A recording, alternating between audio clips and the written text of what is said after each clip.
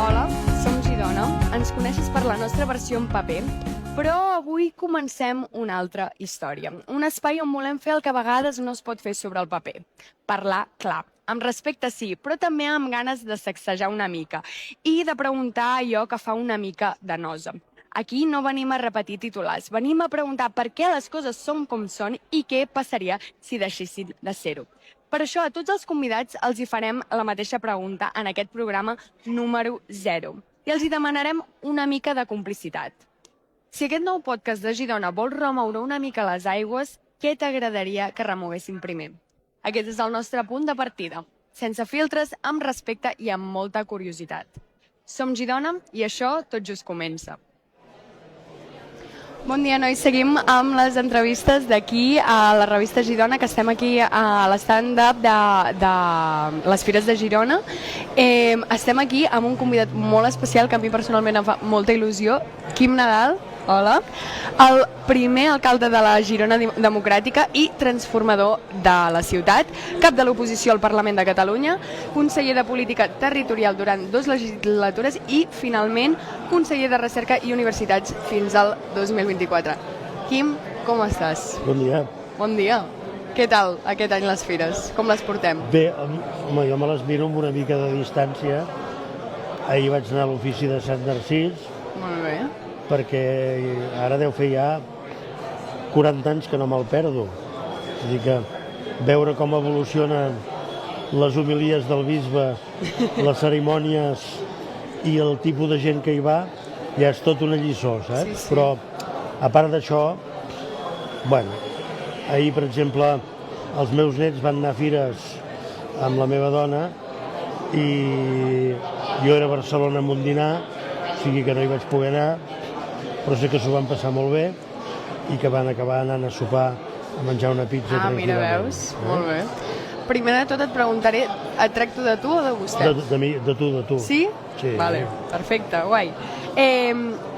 Crec que hi ha una certa unanimitat al món ciutadà i polític quan es diu que Quim Nadal va transformar la ciutat.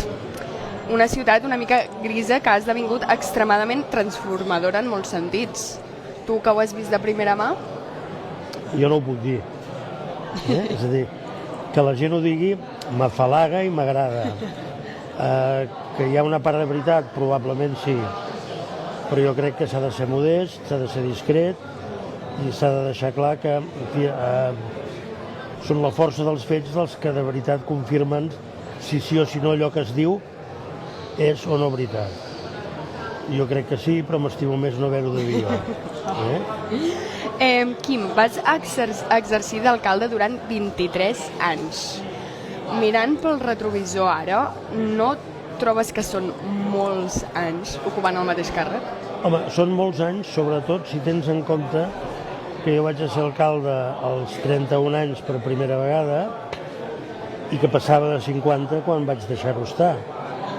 Vol dir que 23 anys llargs de la meva vida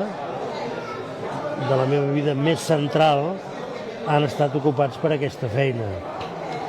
Són molts, ara vist en perspectiva no, perquè ara ja em fa més que no en soc que no pas els que em vaig a ser. Però sí, són molts anys, però és veritat que era una època en què 6 legislatures, 5 en majoria absoluta, donaven per molt. I donaven per anar empalmant un mandat darrere un altre, per anar fent coses i per acabar coses que no s'havien acabat en un mandat, en el mandat següent.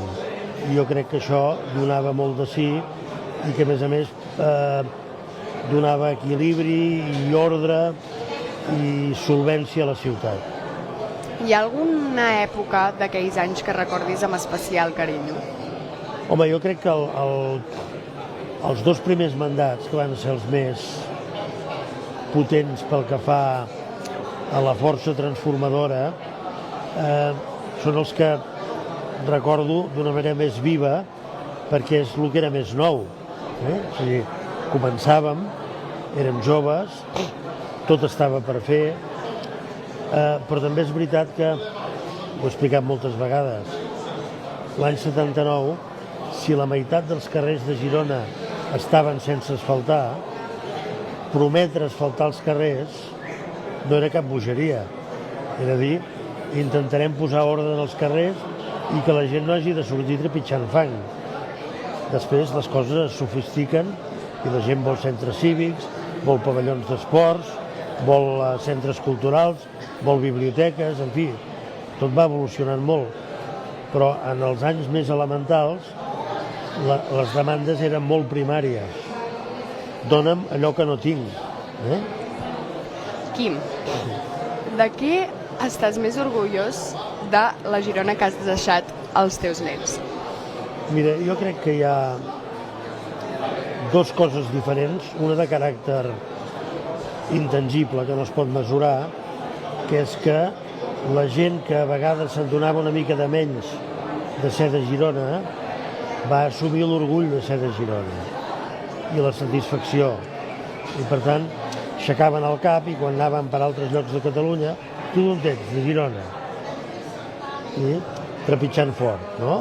Això, la satisfacció de formar part d'un projecte col·lectiu molt transformador, això era realment un efecte positiu.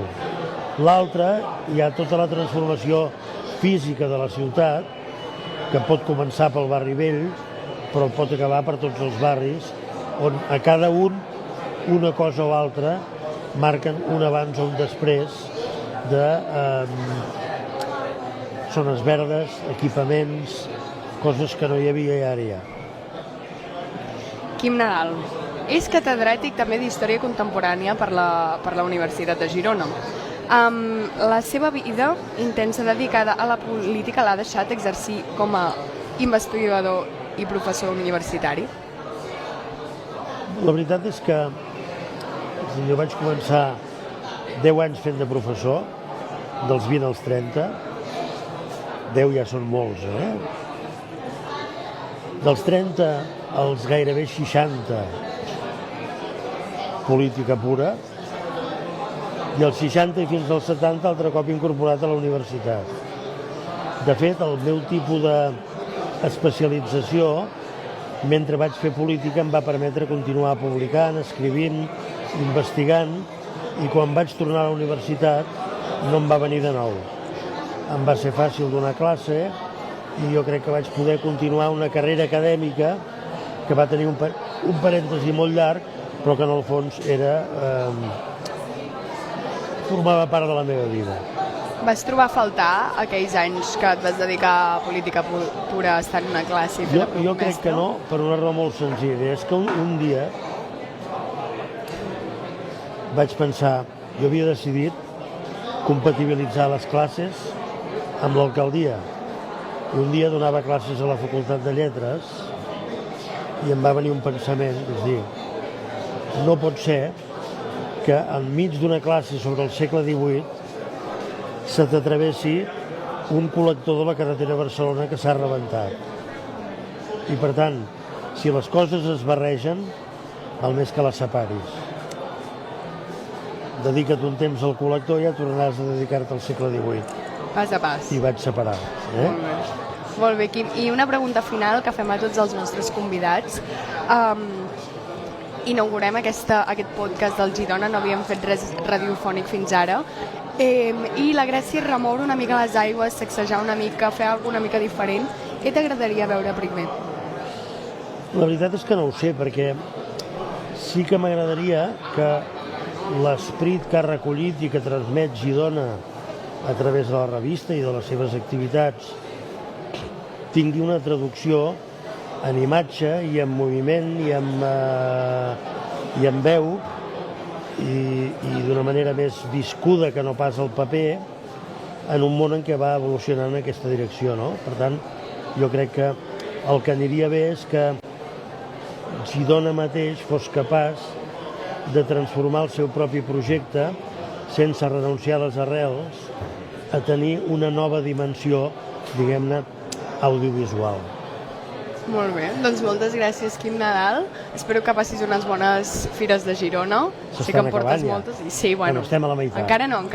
Queda un fin de potent. Sí. Ha de ser un cap de setmana molt intens, amb molta gent.